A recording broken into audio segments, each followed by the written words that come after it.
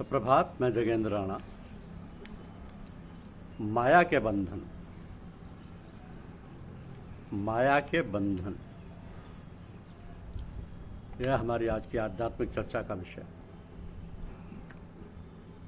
गुरु का होना आवश्यक है, क्योंकि उनके आशीर्वाद के बिना हम शायद ही स्वयं को भ्रामक माया से छुड़ाकर ईश्वर को प्राप्त कर सकते हैं।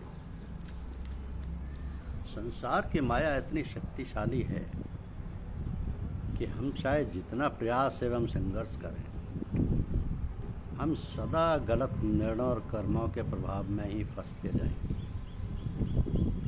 आध्यात्मिक मार्ग पर शिष्य की सफलता का 25% गुरु के आशीर्वाद से होता है,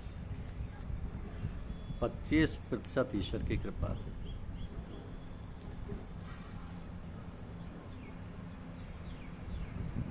पच्चीस % गुरु के आशीर्वाद से,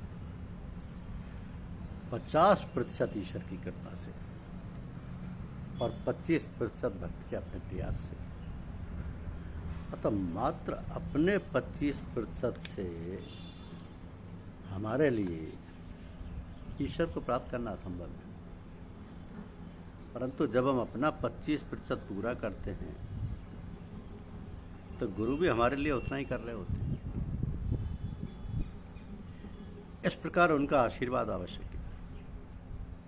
और गुरु के आशीर्वाद का एक भाग ये होता है कि वह अपने शिष्य के अधिकांश बुरे कर्म, पिछले अनुचित विचारों एवं कर्मों के हानिकारक प्रभाव अपने ऊपर ले लेते हैं।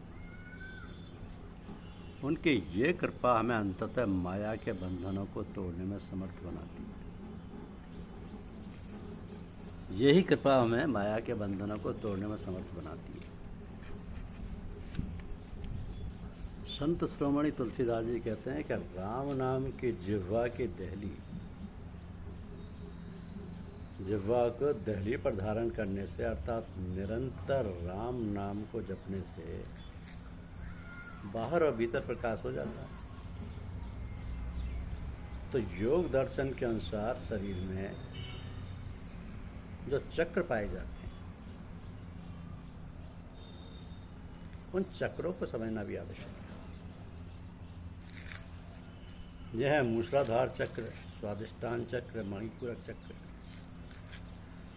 हृदय चक्र या मनस चक्र जिसको बोलते हैं, अनाहत चक्र, विशुद्ध चक्र, आज्ञा चक्र एवं सहस्त्रधार चक्र। तो ये जो मूलाधार चक्र है, ये गुदा द्वार से 2 अंगुल ऊपर एवं उपस्थ से 2 अंगुल नीचे मूलाधार चक्र का स्थान होता है, जो कुंडली शक्ति का आधार कहा जाता है। इसके जागृत होने से निरोगता एवं समस्त व्याधियां नष्ट हो जाती हैं। दूसरा होता है स्वादिष्टान चक्र। मूलाधार चक्र से 2 अंगुल ऊपर पेड़ू के पास इस चक्र का स्थान होता है। इसके जागृत होने से मूत्र एवं शुक्र संस्थान का ज्ञान होता है। मणिपूरक चक्र, नाभि चक्र को ही मणिपूरक चक्र कहते हैं। इसके जागृत होने पर शरीर के व्यूह का ज्ञान होता है। हृदय चक्र या मनस चक्र, ये हृदय चक्र के पास विद्यमान है, यानी सूफी संतों ने इसके 5 स्थान बताए हैं। लतीफ़ा कल्ब, लतीफ़ा रूह, लतीफ़ा सर, लतीफ़ा खफी, लतीफ़ा अखफा। इन 5 स्थानों में से किसी साधक को कोई स्थान विशेष जागृत होता है, बाकी दूसरे सब कमजोर या कम जागृत होते हैं। इसका कारण भी साधकों के अपने व्यक्तिगत संस्कार ही होते हैं। अपने सद्गुरुदेव की कृपा या तवज्जो से अपने उक्त साधन को जो विशेष जागृत हैं, उसके साथ अन्य स्थानों को भी जोड़ता जाए, ताकि हृदय के अन्य स्थान भी कम समय में आसानी से जागृत हो जाए। तो बाईं ओर जो हृदय की धुक धुक की आवाज़ में अपने मन को लगाना और जिह्वा को तालू में लगाना, ये जाप जिह्वा से नहीं किया जाता। ये हृदय सदगुरुदेव की कृपा से ही जागृत होता है।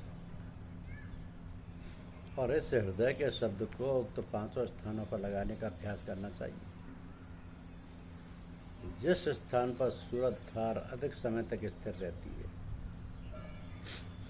वही स्थान अधिक जागृत माना जाता है। अथवा जिसका शब्द जागृत हो गया है, शब्द, उसका लक्षण यह है कि वो साधक अपने आप को हर समय या किसी समय अपनी शक्ति और पात्रता के अनुसार और कभी हृदय के बाईं ओर और कभी दाहिनी ओर, कभी भट्टी के मध्य में, जीव जंतु पेड़ पौधों सबके अंदर वही शब्द हो रहा है। और उस शब्द का साधक अपनी भावना अनुसार ओम, राम, सोम, कृष्ण, अल्लाह आदि जिस शब्द का भी अभ्यास करता है, वो शब्द सर्वत्र सब जगह उसे प्रतीत होता है। इसी प्रकार जब वह शब्द का अभ्यास करता है तो साधक यही समझता है कि वो शब्द परमात्मा का ही वाचक है। फिर भी उसके चित्त में एकाग्रता बनी रहती है। जब शब्द की सूरत धार ऊर्ध्वमुखी होकर हृदय के चतुर्थ स्थान यानी लतीफ़ा खफी और पंचम स्थान लतीफ़ा अखवा पर पहुंचती है, तो साधक बिना ध्यान के भी वो नाम जप में लीन रहता है और उसे बेसुधी यानी फनाइयत की अवस्था रहती है। तो सभी साधकों की अलग अलग प्रकृति होने के कारण जाप और शब्द के भी अलग अलग रूप होते हैं। किसी का यह शब्द मृत्यु समय तक जागृत नहीं होता, तो प्राणांत होने के समय एकदम जागृत होता है। तो जो जाप जिह्वा से किया जाता है वहाँ हृदय नहीं पहुँचता। जिसमें जिह्वा और दिल साथ साथ रहते हैं, जिस जाप को जिह्वा से ना करके केवल हृदय से किया जाता है, तो ये जाप का सबसे बड़ा स्थान है। जब सूरतधार हृदय चक्र से चलकर अन्य स्थानों पर होती हुई हृदय के 5वें स्थान यानी लतीफ़ा अखवा, जिसको कंठकूप भी बोलते हैं, जिह्वा की धरी से ऊपर के चक्रों को खोलती हुई बस सूरतधार आत्मा के धाम तक पहुंचती है। अतः सूफी संतों ने हृदय यानी दिल चक्र से ऊपर के चक्रों को जागृत करने पर विशेष बल दिया। उनका कहना है कि ऊपर के चक्रों के जागृत होने पर नीचे के चक्र स्वयं जागृत हो जाते हैं। यदि ऊपर के चक्रों को मूलाधार चक्र से जागृत किया जाने पर अपने लक्ष्य को प्राप्त करने में बहुत समय लगता है। इसलिए सद्गुरु की कृपा से हृदय जागृत होने पर ऊपर और नीचे के चक्र कम समय में और कम परिश्रम से जागृत हो जाते हैं। फिर अनाहत चक्र दोनों स्तनों के मध्य विद्यमान रहकर मूलाधार, स्वाधिष्ठान एवं मणिपूरक चक्रों के जागृत होने पर यह स्वयं जागृत हो जाता है। विशुद्ध चक्र, इसका स्थान कंठ है। इसके जागृत होने पर साधक महाज्ञानी, शोक रहित और दीर्घजीवी हो जाता है। आज्ञा चक्र, ये चक्र दोनों भौहों के मध्य भ्रुकुटी के भीतर है। इसके जागृत होने पर मन शांत एवं स्थिर हो जाता है। सहस्रार चक्र, ये चक्र तालू से ऊपर दिव्य शक्तियों का केंद्र है। इस चक्र पर पहुंचने पर साधक को असंप्रज्ञात समाधि की प्राप्ति होती है। संत शिरोमणि गोस्वामी तुलसीदास जी महाराज कहते हैं कि राम नाम रूपी मणि को जिह्वा की दहली पर रखने से अथवा निरंतर जप करने से हृदय के अंदर और बाहर चैतन्य के प्रकाश का अनुभव हो जाता है। तो ये है चक्रों की स्थिति। हमारी पूजा हृदय चक्र से संबंधित है, इसलिए सारा जोर हम हृदय चक्र पर ही देते हैं और 5 तरीके के चक्रों को जागृत करते हैं।